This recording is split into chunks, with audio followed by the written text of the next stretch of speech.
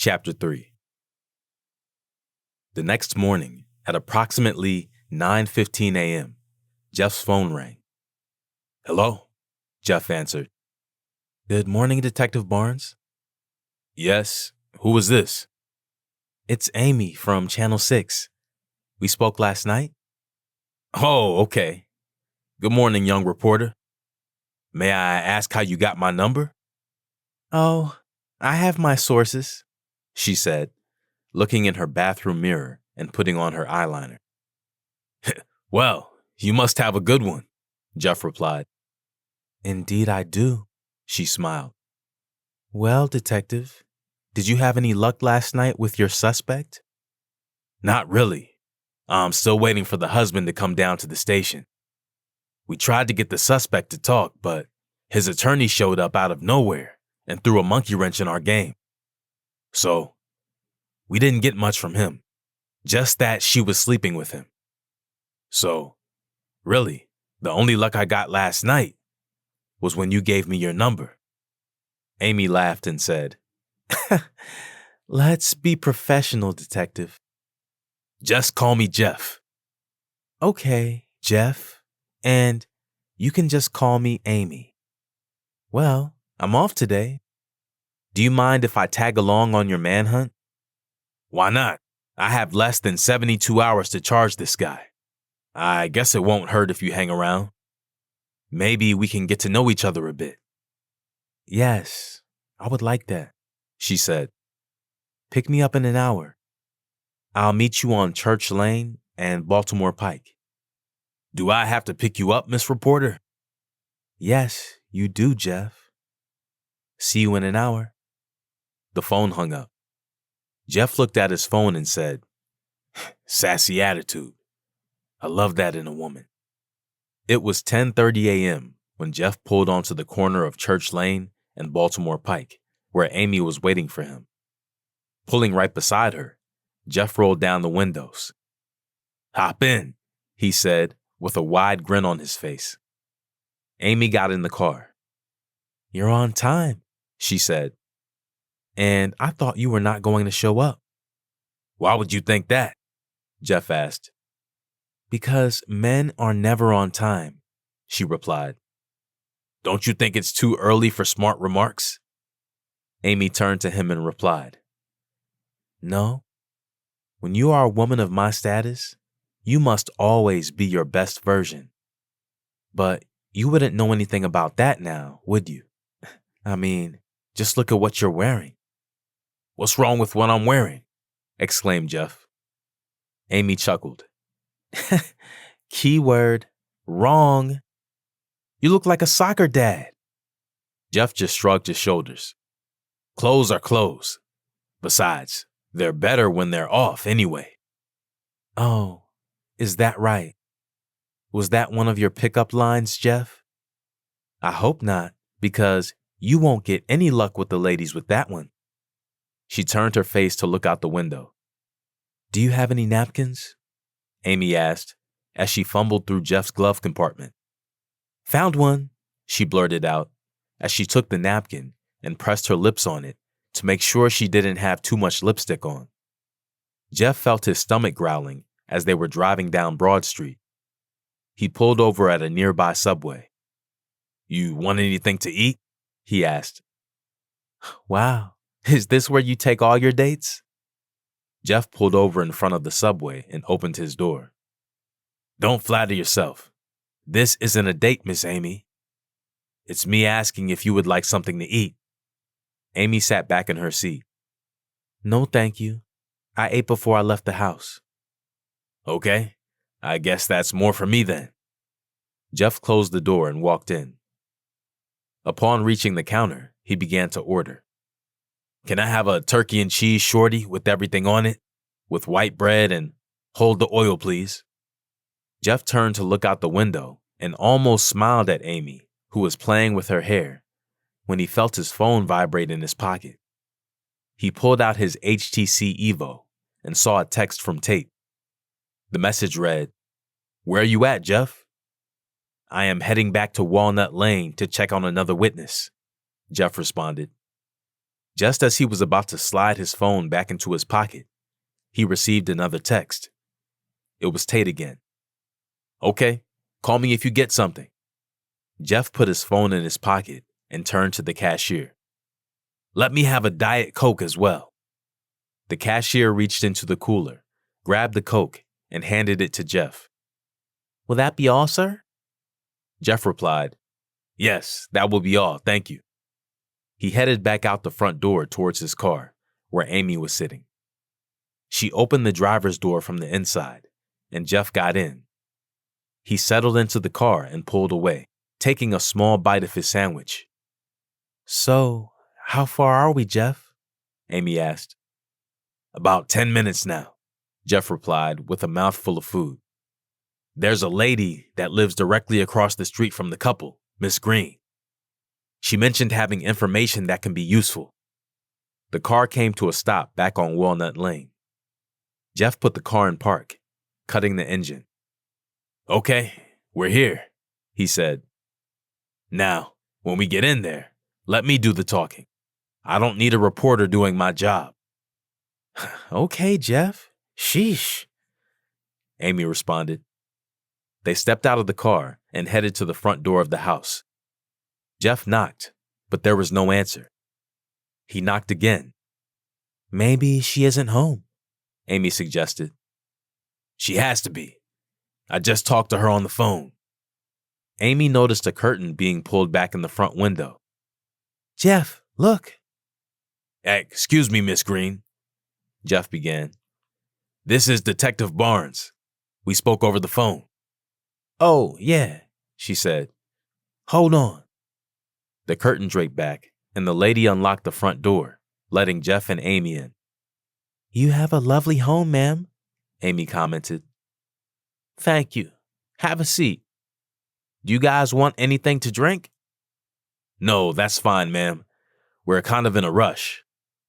I just have a few questions, and we will be on our way, Jeff said. Sitting down, she asked, What would you like to know?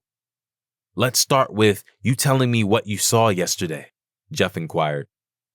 It was around 11:45 a.m. I know because I normally get my mail around that time. I saw a man walking across the front lawn of the house. He looked suspicious, so I kept an eye on him, thinking he might be breaking into the house. There have been a lot of burglaries around here in the past few months. I watched him like a hawk, and he felt me looking because he turned around and looked right at me. Did you get a good look at the guy? Jeff asked. Yeah, I got a look at him. I went into my house to continue watching him, making sure he wasn't up to no good. I had my phone in my hand with the cops on speed dial. I have to keep an eye out for stuff like that because I'm on the neighborhood watch. Then I saw the front door open, and he walked into the house. The moment I saw that, I knew he had to know them.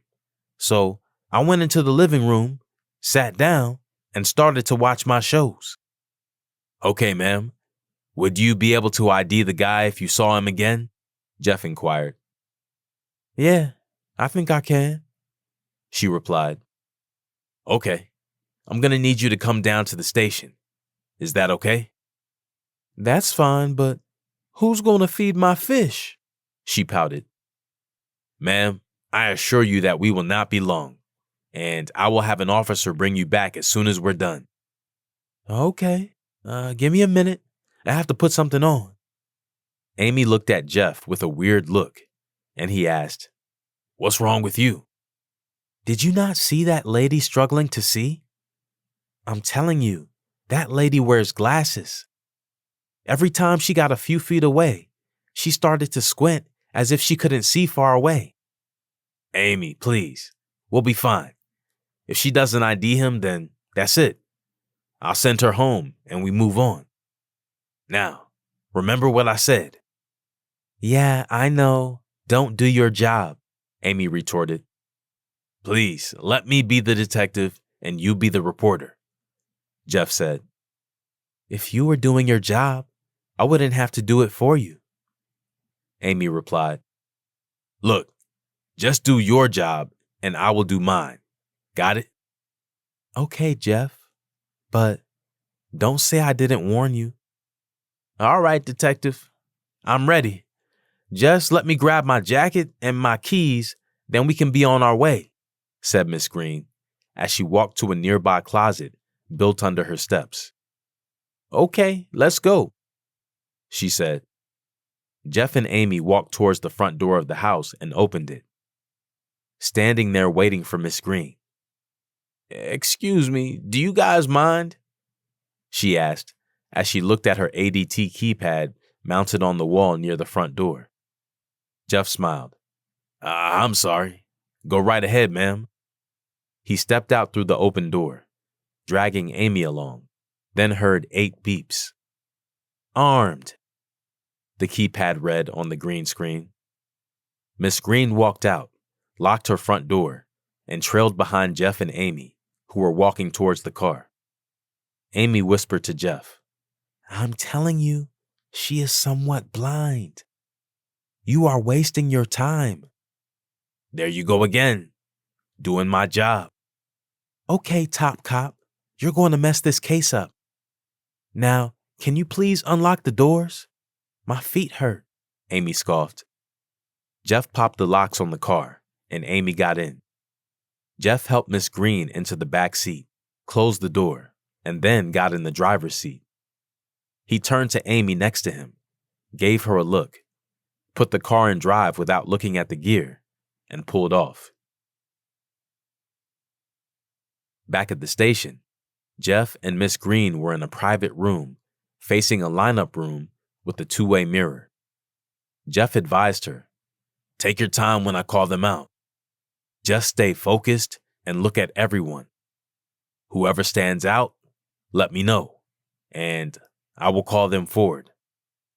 Okay, officer. You can bring them out one by one. All the men walked out and lined up against the wall, holding a number up to their chest. Mark was number 3. Okay, guys, when I tell you to turn to the right, turn to your right slowly. Miss Green stood up and began looking through the glass. Oh, my. It's like they're looking right at me, she said. Yeah, I know. It seems that way, but they cannot see you, I assure you, he said. Okay, guys, turn to the right. All the men turned to the right simultaneously. Miss Green continued to look. Do you see him yet? Jeff asked her. Just give me a few seconds, Detective, she said. Mark stood there upset, unable to believe he was here for this murder. I think it's number 3 or maybe number 4. It's hard to say. When Jeff heard her hesitate, he knew he didn't have Mark, so he made the decision for her. Okay, ma'am, number 3 it is. Miss Green looked at Jeff and said to herself, What? 4? But it was too late. Jeff had already sent the men back. Mark wondered who was behind that glass as he walked back to his cell. You did good, ma'am. I'm going to have an officer take you home in a few minutes. Jeff walked her out into the hallway, where he saw a uniformed officer walking by. Excuse me, officer, do you mind taking this lovely lady home? She's on Walnut Lane. No problem, detective, the officer said. Okay, ma'am, you can come with me now. Hold up, Miss Green. I need you to sign this statement. Miss Green signed the sheet of paper handed to her by Jeff and walked off with the officer. Jeff turned the opposite way and walked off, holding the signed statement. Amy noticed him passing an office she was sitting in. Hey, she yelled. Jeff stopped. So you were going to leave me? She asked. No, I was just heading to my office. She signed the paperwork, and now we can charge him with Jessica's murder. Come on, Jeff. Did she really ID your guy? Kind of. She picked him out and another guy, so I just went with Mark. That's not good detective work, she said. Look, Amy, I'm tired. She pointed him out first, So that's what I'm going with. Plus, the guy was at the house at the time, and he had her blood on his shirt. What the hell more can you ask for? Okay, Jeff, if you say so, she replied. I'm about to talk to forensics and see what info they have for me, said Jeff. Okay, well, let me get my purse. I left it in your office. Amy doubled back to Jeff's office. As she was rushing back to get her purse, she bumped into Tate. Hey, watch where you're going, asshole, she yelled. What was that? Tate asked. When she realized who she was talking to, she smiled. Excuse me, I'm sorry. I didn't mean to get in your way. Woman, you've been in my way since I met you, he said. Well, your partner seems to be fine with it. I know what you're up to, and I'm telling you to back off. We don't need you messing up this investigation. Amy looked at Tate, smiled, and walked off. Come on, Jeff. I got what I was looking for. Yo, Jeff, Tate yelled from down the hallway.